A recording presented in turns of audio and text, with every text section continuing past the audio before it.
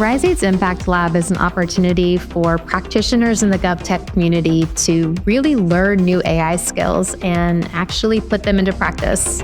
We're learning about AI because it's a new technology that not everyone is fully adopted or really understands.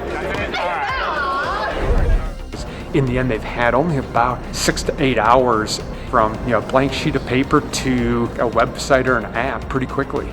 It's been incredible this entire time, going from somebody who has little experience to somebody who feels so confident and produce a lot more from our organization. I was 20 years a military DOD. I was told not to use AI tools, and now it's where I'm encouraged to use AI. As we all come together, we're able to start writing that rule book. We're ready for it. We are far more ready for it than any competition.